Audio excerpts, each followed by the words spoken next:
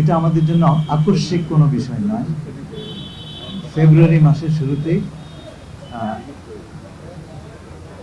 মাননীয় প্রধান উপদেষ্টা আমাদেরকে যুক্তরাষ্ট্র সরকারের সঙ্গে সংযোগ করতে বলেছিলেন এবং সেই সূত্রে আমি নিজে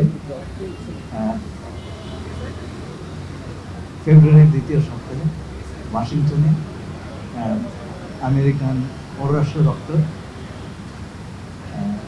US trade representative, department of agriculture এবং অন্যান্যদের সঙ্গে আলোচনা করেছি এবং সেই থেকে যুক্তরাষ্ট্র প্রশাসনের সঙ্গে আমরা ক্রমাগত এই বিষয়ে আলোচনা করে আসছি।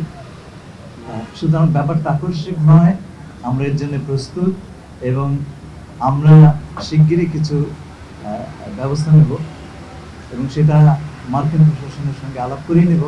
সুতরাং এখানে ভয় পাওয়ার, আতঙ্কিত হওয়ার কিছুই নেই, আমরা এই বিষয়ে সম্পূর্ণ প্রস্তুত। আমি প্রধান উপদেষ্টার আদিষ্ট হয়ে যখন আমেরিকাতে যাই এবং প্রথমে এই বিষয়টি স্টেট ডিপার্টমেন্টের সঙ্গে উত্থাপন করি, তারা অত্যন্ত উৎসাহিত হয়ে তারা নিজের থেকে US trade representative, USTR, agriculture department ইত্যাদির সঙ্গে আমার অ্যাপয়েন্টমেন্ট করে দিয়েছে।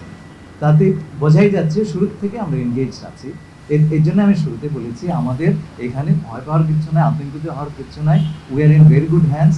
আমরা এই মুহূর্তেও তাদের সঙ্গে নিবিড় আলোচনাতে আছি। আগামী 1-2 দিন আমাদের এই আলোচনা চলবে এবং আমরা আমাদের তরফ থেকে আমাদের যেই রিয়াকশন সেটা যুক্তরাষ্ট্র কর্তৃপক্ষের সঙ্গে নিবিড় আলোচনার মাধ্যমে তাদেরকে পাঠাবো। তারা খুব ভালো করে জানে এবং আমার সঙ্গে কয়েকদিন আগে আমেরিকার ডেপুটি ন্যাশনাল সিকিউরিটি অ্যাডভাইজার, যিনি হোয়াইট হাউসে বসেন, তার সঙ্গে আমার কথা হয়েছে এবং তাকে আমি জানিয়ে রেখেছি। তারা জানেন জিনিসটা।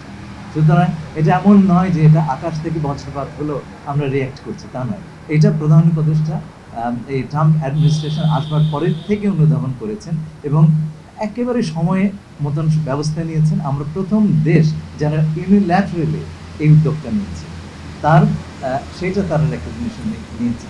সুতরাং আমরা ধারণা করছি যে আমরা যখন রিভিউর জন্য তাদের কাছে অনুরোধ করব, আমরা একটা ইতিবাচক